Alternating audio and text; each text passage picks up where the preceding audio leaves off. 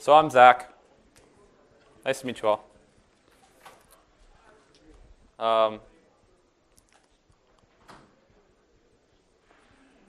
Title of the talk's on the influence.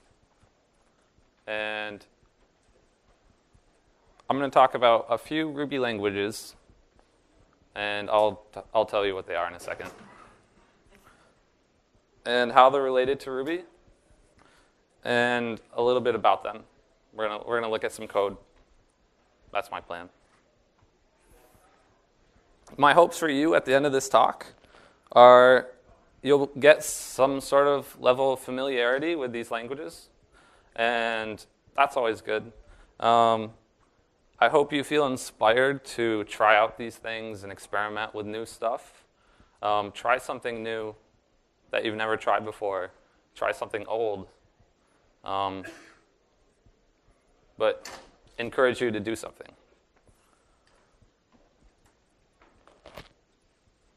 A lot of these talks, even at this conference and a lot of conferences in general, are based on like getting something done or how to do something better, how to get better at something. Or we're very focused on like performance and speed and efficiency. And I don't really want to talk about that stuff. I want to talk about something fun and something I thought was interesting, and I hope you find interesting. So I'm also not an expert. I'm standing up here, but I have I just learned these languages in like 2 weeks to prepare this talk. So if you have any questions at the end, please just hold them, and then you can ask me on Twitter or just come up to me, say hi, and we can talk about these things. I'm really interested in them too. You probably know way more than I do, but for some reason I'm here.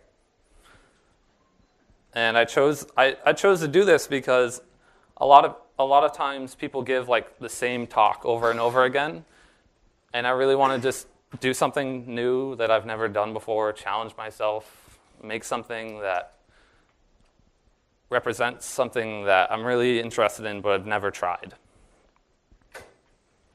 And the languages I'll announce in a second, I chose them because they either inspired parts of Ruby language, the design of Ruby, or were inspired by Ruby directly. So you have old and new. I thought it was really interesting when I was looking up some of the documentation for one of these languages. They said, consider very carefully before using this code for anything mission critical.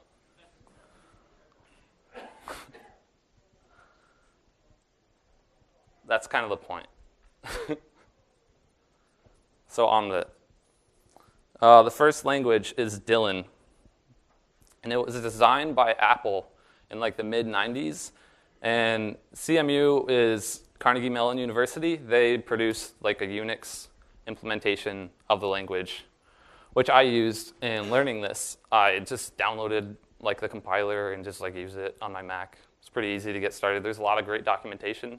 I submitted a few patches in learning the language to like help fix the documentation. So I always find it's really good to like mix some open source in with learning something. And it's always good to do that, like give back what you gain. The other one is Perl. Probably not something most people don't know, but I see a lot of new faces here and a lot of new Rubyists and people new to the community. So I think Perl might be a little shocking to some people how similar it is. So I chose that. I'm also using like some weird features of Perl that really only exist like recently, so it doesn't really apply that great, but it's there, so I used it. Another one is Slash. Slash was developed recently in the last few years by a Ruby committer named Charlie Somerville, and he is like less than 20 years old and created his own language. I thought that was really great, really, really inspiring. So I want to talk about it. I wanted to learn it. I wanted to figure it out. And so I chose that one. So the first part, basically the plan is look at some Ruby code and then look at like the equivalent Ruby code in these other languages and hopefully figure it out. So this is some Ruby code, right? We start out very simply with variables, right? So my cat is Ginger. That's his name. You should know this by now. And the Dylan equivalent looks something like this. So you define a variable, and they use like Lisp-style variable declarations, or any symbol really as dashes instead of underscores. I think you can use underscores. Didn't really work, but so that's Dylan. You have types. Dylan has types. You can define your own types. They're not really statically typed. It's more like a dynamic language, hence Dylan. And then you have the Perl version. So my creates a local variable, and the $sign indicates that it's a scalar. And we're going to assign a string to it. That just basically means it's a reference to that thing. So we can use it within the scope of our file or library or whatever. And then here's slash. Slash is like bits of PHP mixed in with Ruby and Perl. So you have like this open thing, but you don't close it. Like, what is that? And then this is very similar to Ruby. So there's a native string class that you can initialize a new object. More on types. So this is some Ruby. You have integers and you have an array. In about April, Ginger will be 3 years old. So his favorite spot is in my office, upside down on the paper tray. That's just where he likes to hang out. I don't know. The Dylan equivalent is this. So you have a number as an integer. You have different types of numbers like Ruby, where you have like a big num, something like that. But I just stick to numbers because they're really easy. And a hash is basically a table. So it's just a hash table. So they just call it a table. And vector is a type of array. They have different sequences. So you can have like different types of arrays, associative arrays, things like that. And vector is like the basic, it's almost like a list, right? In Lisp. So you just have like elements in this thing. And this is basically their symbol. So you don't have string keys, you have symbol keys. And that's how you define a symbol. Perl looks something like this. It's very similar to Ruby. We have a list. And this hash is denoted by the hash rocket things and these bare words, which you could have string keys, or you could just use like those get entered into symbols, I think, somehow. Oh, and the percentage sign is like a hash, and the @ sign is like an array, basically. This is slash. It's basically identical to the Ruby version, right? They're the same, just different colors. That's how Vim interprets. So I use when I was writing this code, I use a very high level, like complicated development environment called colored pencils. They work really well. So methods are a big part of Ruby and a big part of organizing your code, right? So when Ginger turns 3, I also love that I forgot the end on this, but Ruby has ends.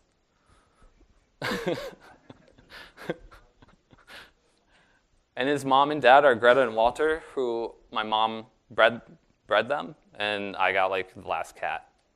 So he's like the golden child, basically.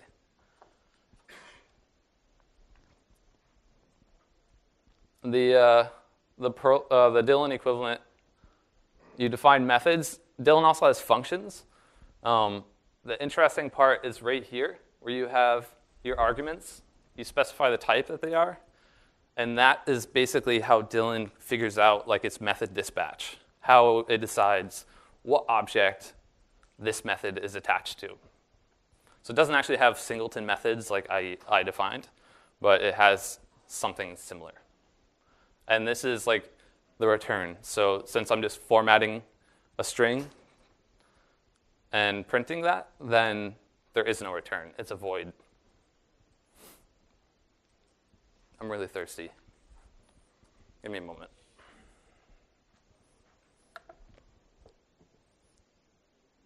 It's dry in Miami.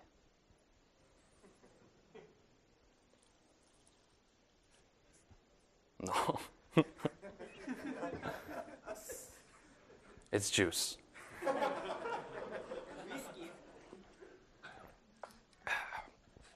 Strong juice.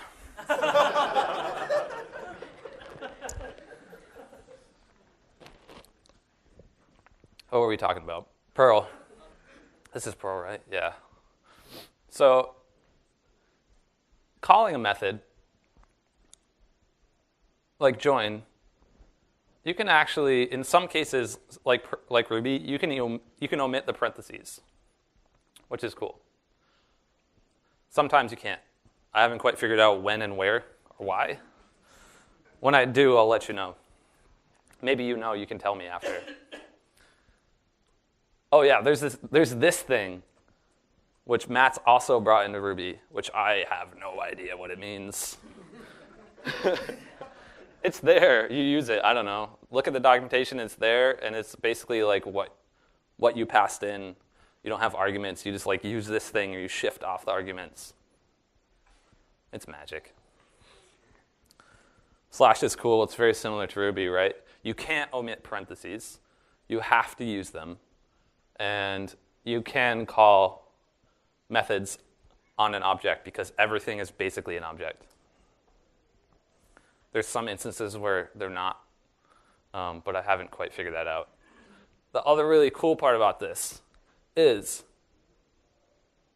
that's a comment, and so is that.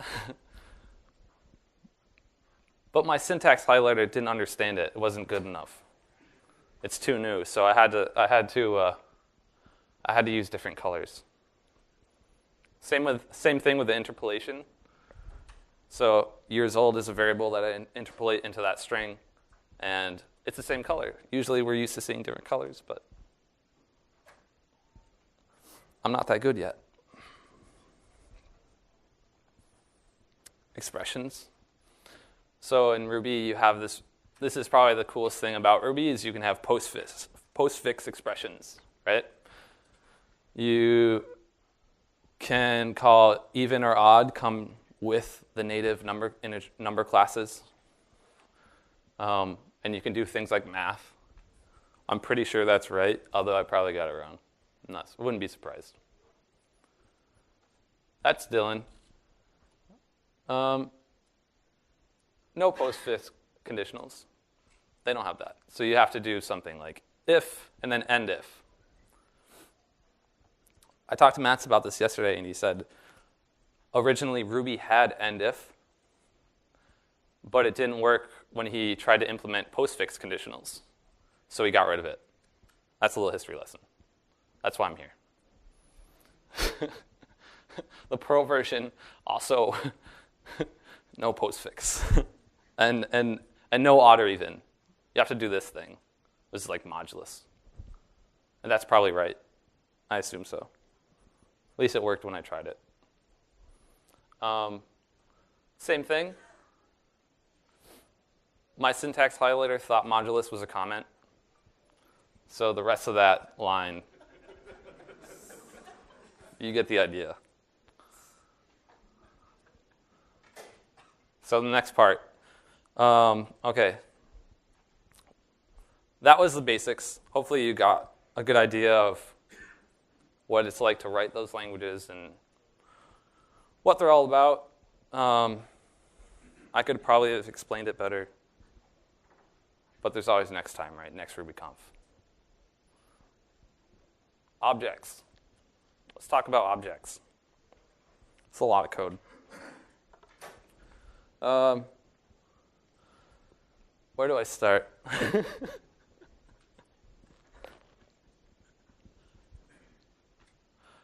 My cat is Ginger. My cat's favorite toy is a white mouse. He loves that thing. It has it rattles, and he plays hockey with it. Sometimes he plays with different toys, so I can change that on him. I can give him a tinfoil ball. He loves that too. It's free. Well, close to free.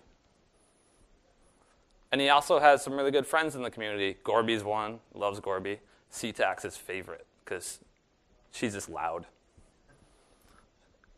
Wabi and Sabi, if you don't know them, they're like cows, but cats at the same time. It's amazing. Again, with the cats. It's very original. This is the Dylan version.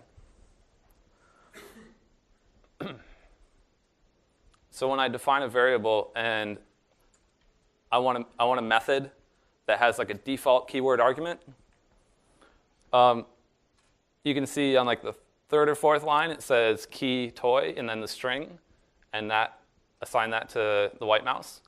So you have keyword arguments, and you also have rest, which is splat, or no, not even splat. It's something in Ruby that I can't think of right now. But you can just pass, and then you can just pass in whatever arguments, and whatever you throw at it, it just joins them all. So that's pretty cool. The Perl version. When you're using the @ sign and the magic underscore thing, it just says, this is an array based on what context you're using it in and what symbol you use. So if I was to use a $, that wouldn't work, because it'll see the array, and Perl will think oh, I need to turn that into a string because he's using the $. So if you use that, you know that it's going to be an array.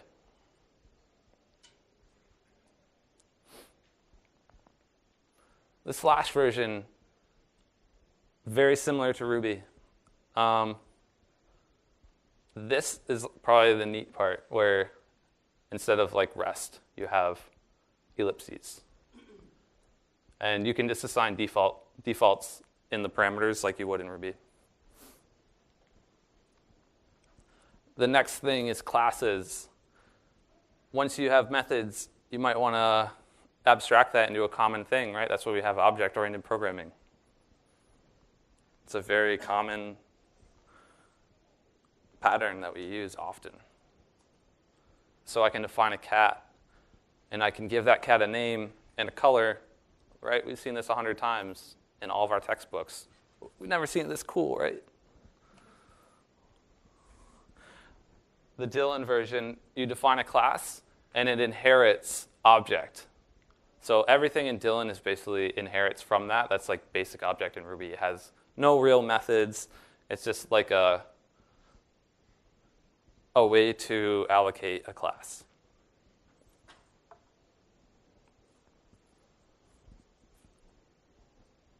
When you want to create a new instance of an object, you use make.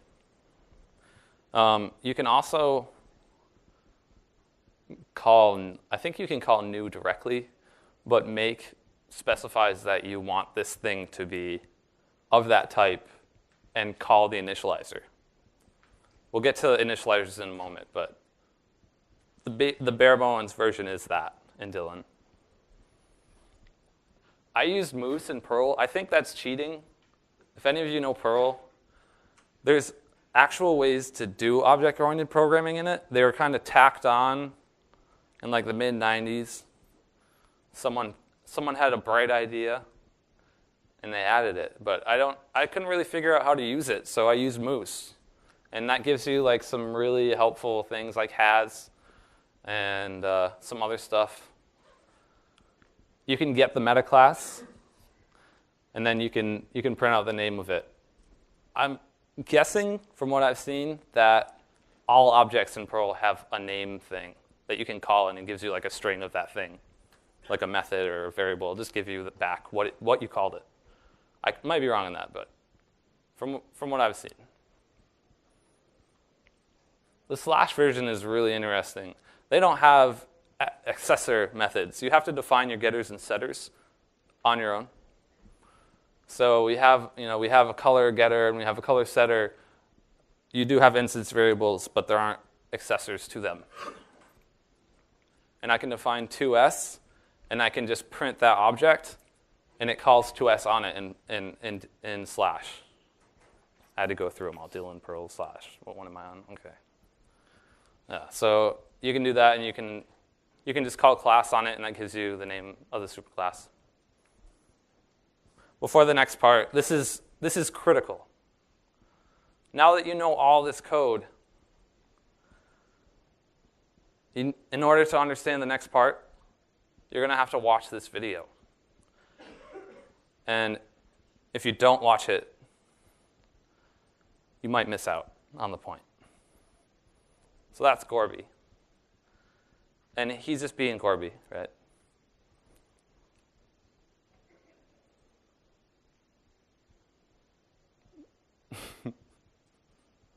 He really likes this thing. Wait, it gets better.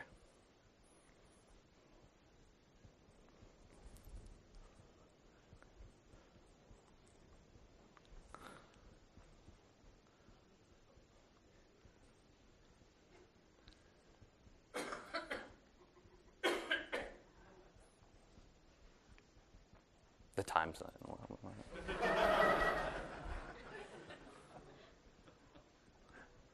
I love Gorby. I do. I just love cats in general, but.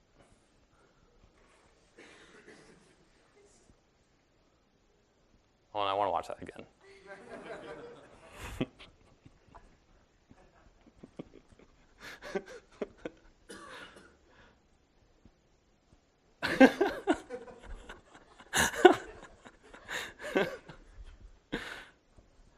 All right. So we have Gorby as a class. And when you print Gorby, he just wants to know one thing. Where the fuck did you put that clock?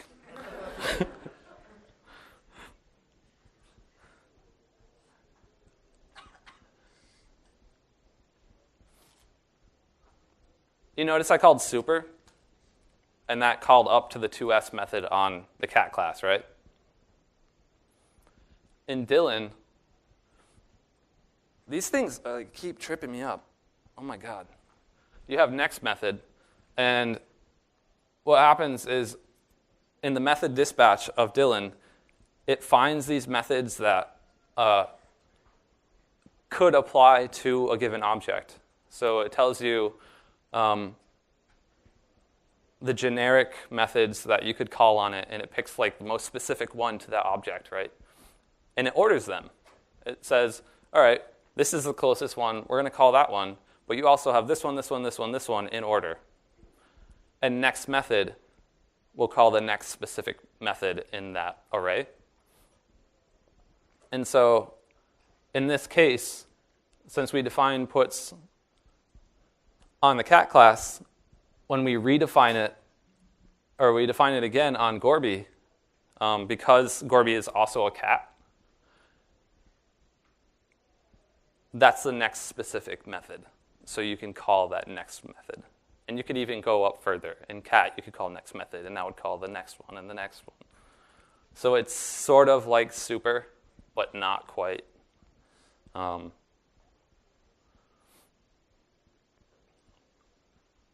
In using this, I think you get super from Moose. It might be in Perl itself, but you can have super. And you can override your method and just extend the cat class and implement your own cats at your disposal. I do this every day in my job. Always cats.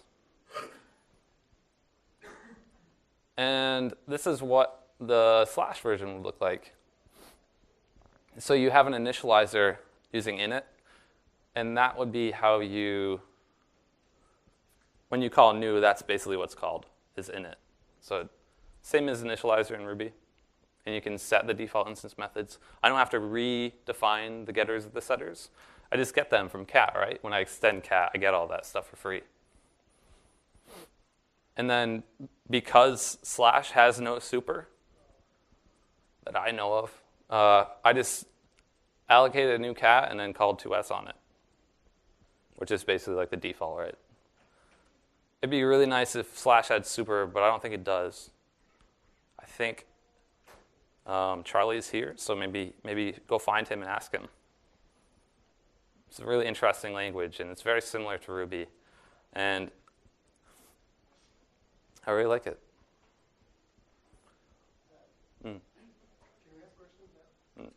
So let me get to that.